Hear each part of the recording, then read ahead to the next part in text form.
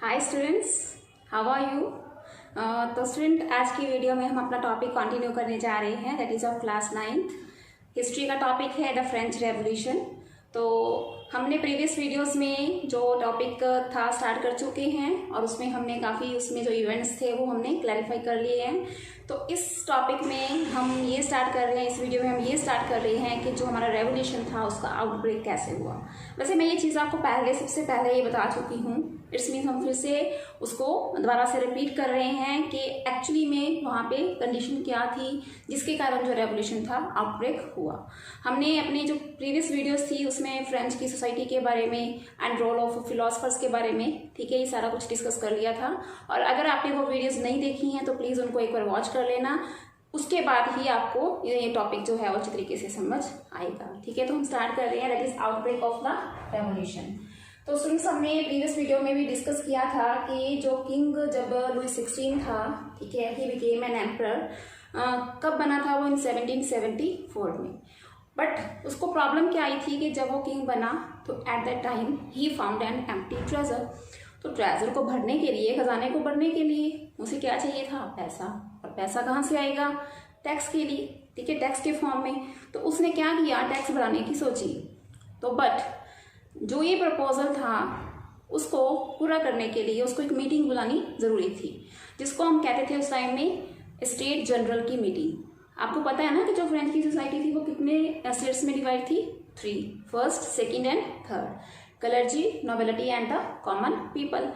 तो उन तीनों जो स्टेट्स थी उनके रिप्रेजेंटेटिव्स का इकट्ठा होना, ठीक है, एक मीटिंग बुलाना, दैट वाज मैंडेटरी। उनकी परमिशन के बिना जो किंग था वो कोई भी प्रपोजल ऐसे ही नहीं आगे उसको इम्प्लीमेंट कर सकता था। For that very purpose king ने क्या किया, एक मीटिंग बुलाई और उस मीटिंग में तीनों जो 3 हमारी स्टेट्स थी उनके रिप्रेजेंटेटिव इंक्लूड थे। ठीक है, तो उसको मैंने नोट्स के फॉर्म में भी लिख दिया है कि फर्स्ट ऑफ ऑल जो लुई 16 था, ठीक है, at the time plan to impose the tax. तो उसने पहले प्लानिंग की, without meeting of estate general not possible. अभी एस्टेट जनरल का मतलब क्या हुआ, यहाँ पे रिप्रेजेंटेटिव्स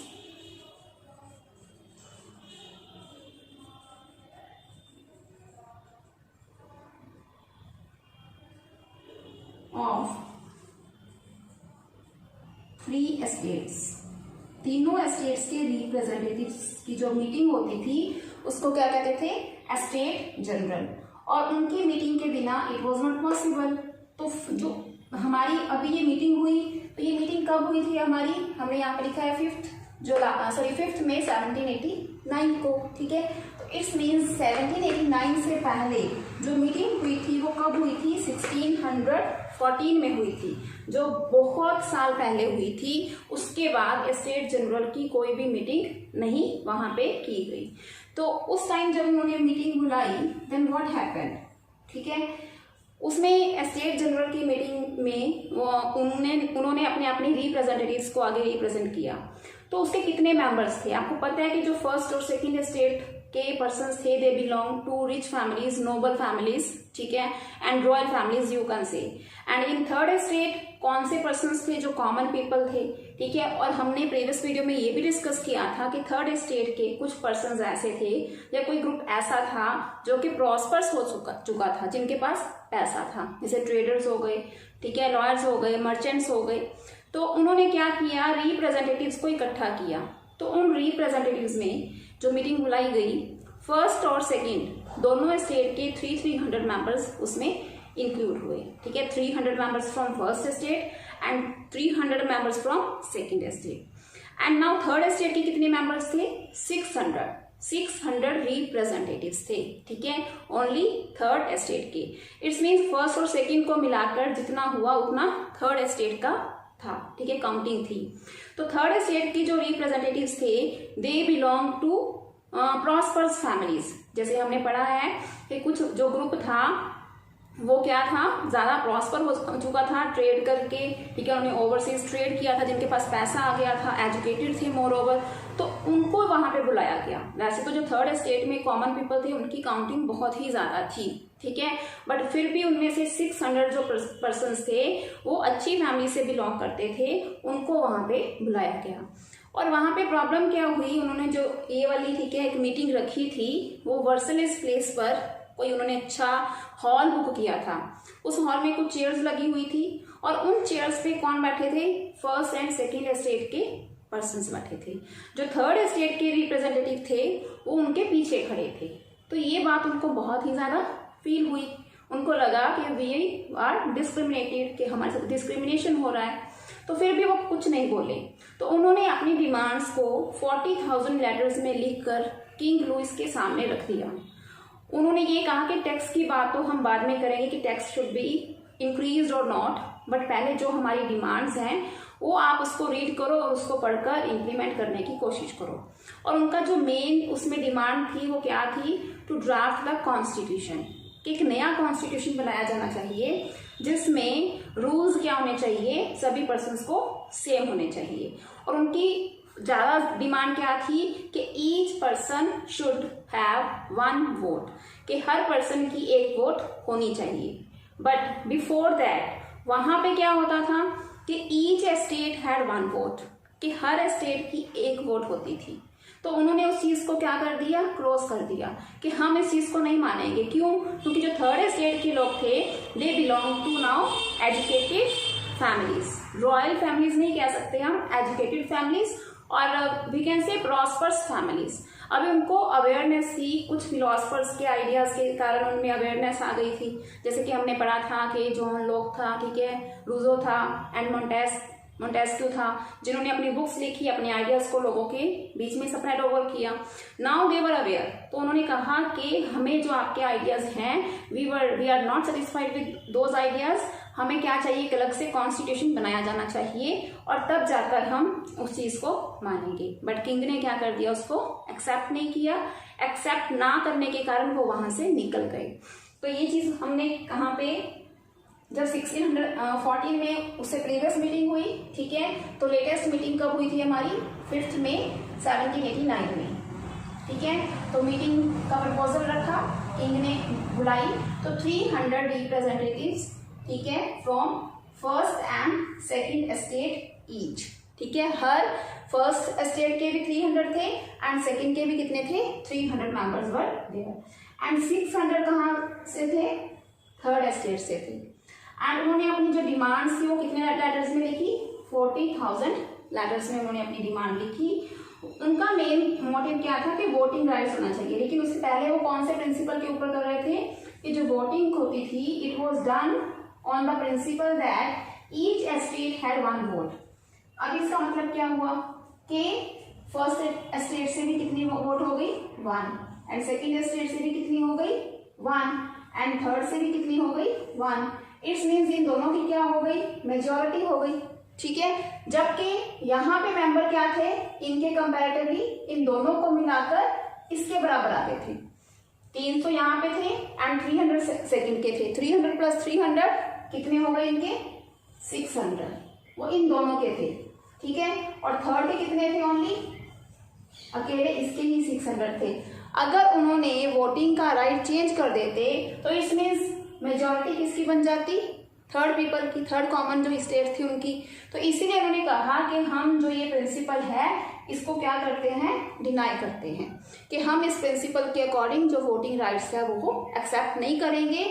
हमारा क्या मानना है कि third state wanted 1 person 1 vote. उनका क्या मानना था, वो क्या चाहते थे कि एक पर्सन की एक वोट होनी चाहिए। बट किंग ने क्या कर दिया, उसको प्रपोजल को रिजेक्ट कर दिया। तो वो गुस्से में आकर क्या हो गए, वहां से निकल गए। और निकल कर वो कहाँ पे इकट्ठे हो गए, वर्सेलिस में ही एक टेनिस कोर्ट था, ठीक है, वहां पे गैदर को टेनिस कोर्ट में असेंबल कर लिया, ठीक है। वर्सेलिस का एक प्लेस था, टेनिस कोर्ट बना हुआ था, वहाँ पे उन्होंने असेंबल कर लिया और असेंबल करने के बाद उन्होंने किस चीज़ की डिमांड की कि now they wanted to draft a new constitution, they wanted to make a new, हम कह सकते हैं नेशनल असेंबली, एक ऐसी असेंबली बनाना चाहते हैं और अपना खुद का कॉन्स्टिट्यूशन ड्राफ्ट करना चाहते हैं। और जब तक उनकी ये डिमांड एक्सेप्ट नहीं की जाएगी, टिल दैट वो ऐसे ही बिहेव करेंगे, ठीक है। मतलब उन्होंने सीधा जो किंग था उसको ये डायरेक्टली बोल दिया था। एंड मोर ओवर जब वो ये चीज़ कर रहे थे तो उनके साथ कुछ ऐसे पर्सन्स थे जो कि फर्स्ट और सेकंड एस्टेट से बिलोंग करते थे, but now they favoured these people means third estate people. उनके मन में क्या हम कह सकते हैं कि दया की भावना थी, उनको लग रहा था कि जो थर्ड एस्टेट के पीपल हैं उनके साथ अनजस्ट हो रहा है। तो उनमें दो पर्सन्स क्या थे, उनके नेम थे, एक तो था अबेसाइज और दूसरा था मिराब्यू। तो हम उसके बारे में रीड कर रहे हैं। तो देखिए स्टूडेंट्स, उसके बाद उन्होंने गैदर कर लिया अपने आप को, कहाँ पे गैदर किया था, टेरेंस कोर्ट में, वर्सेलिस में, ठीक है। एंड उन्होंने किस चीज़ की डिमांड की, formation of national assembly. Now they wanted to drafting a new constitution, ठीक है, एक नया कॉन्स्टिट्यूशन ड्राफ्ट करना चाहते थे। तो उनको लीड किसने किया, उनको लीड किया इन दो पर्सन्स ने, दे वर द लीडर्स। किसके लीडर्स थे वो, जो कि इन्होंने अपने आप को जहाँ पे गैदर किया हुआ था उनको लीड करने वाले दो पर्सन्स थे। First one was Mirabeau. Mirabeau कौन था, he belonged to a noble family. Noble family means हम आपने जो 3 एस्टेट्स की थी उसमें फर्स्ट हमारी क्लर्जी थी, सेकंड नोबिलिटी थी। इट्स मीन्स वो सेकंड एस्टेट से बिलोंग करता था, नोबल फैमिली से बिलोंग करता था, बट फिर भी उसने किसको फेवर किया, he favour the people of third estate. Okay, तो उसने किस चीज़ की डिमांड की, उसने चीज़ की डिमांड की कि सभी को, थर्ड एस्टेट के लोग हों, चाहे वो फर्स्ट के हों चाहे सेकंड के हों, सभी को क्या मिलना चाहिए, इक्वल राइट्स, ठीक है, कि equal rights should be given. चाहे वो वोटिंग राइट्स है, चाहे कोई भी राइट्स है, वो सबको सेम मिलने चाहिए।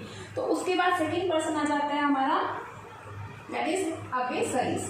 अबेसाइज क्या था, he was belong to a priest family, means जो हमारी फर्स्ट एस्टेट थी, ठीक है, क्लर्जी फैमिली से बिलोंग करता था।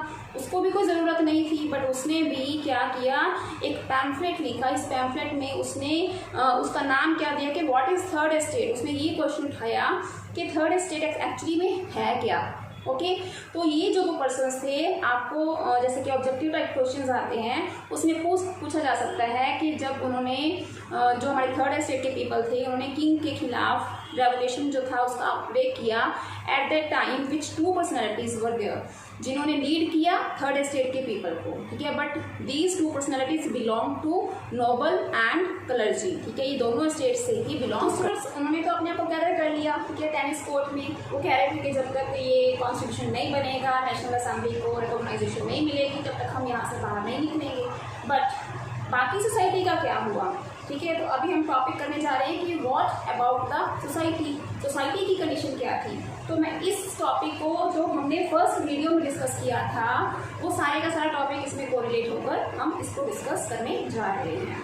तो आपको याद होगा कि हमने सबसे स्टार्टिंग में ये पढ़ा था, जो किंग था, किंग लुई 16 था, उसने अपनी आर्मी भेजी थी, अपने ट्रूप्स भेजे थे, कहाँ पे, पेरिस में भेजे थे। उसका एग्जैक्ट रीज़न क्या था वो हम इस टॉपिक में डिस्कस करेंगे कि उधर तो जो हमारी, ठीक है, नेशनल असेंबली बनाने में वो बिजी थे, तो बाकी जो पूरा और सिटी था वहाँ पे क्या हो रहा था, वहाँ पे आपको पता है कि जो सबसिस्टेंस क्राइसिस की कंडीशन जो थी वो स्टार्ट हो चुकी थी। सबसिस्टेंस क्राइसिस आप पढ़ चुके हो, वो क्या होती है कि जहाँ पे एक पर्सन होता है, ही और she is not able to earn their basic livelihood, ठीक है, उसको खाना भी नहीं मिल पाता, रहने के लिए कोई मकान नहीं मिलता, पहनने के लिए अच्छे कपड़े नहीं मिलते थे। तो वो क्यों हुई थी, क्योंकि उस टाइम में बहुत ज़्यादा विंटर थी, विंटर के कारण जो क्रॉप्स थी वो रिड्यूस हो चुकी थी, रिड्यूस होने के कारण डिमांड जो थी वो तो सेम थी, सप्लाई कम हो गई, प्राइसेस क्या हो गई थी, राइज हो गई थी। तो इसका फ़ायदा उठाकर जो लैंडलॉर्ड्स थे, ठीक है, जो फिर हम कह सकते हैं जो बड़े बड़े पर्सन्स थे, उन्होंने क्या करना शुरू कर दिया, ग्रेन को होल्ड करना शुरू कर दिया था। तो इस डर से कि पूरी कंट्री में, जब उनके पूरे पेरिस में, ठीक है, एक तरह की ऐसी क्राइसिस वाली कंडीशन थी, तो राजा डर गया था। उनको ये था कि मतलब ज़्यादा प्रॉब्लम क्रिएट ना हो पेरिस में, इसलिए उसने अपने ट्रूप्स को ऑर्डर दिया था कि आप जाइए पेरिस में और वहाँ पे सिचुएशन को संभालिए। बट जो वहाँ के लोग थे उन्होंने इसको गलत इंटरप्रेट किया, ठीक है, उन्होंने क्या सोचा कि आर्मी हमें हार्म करना चाहती है। जबकि ऐसा कोई भी रीज़न नहीं था।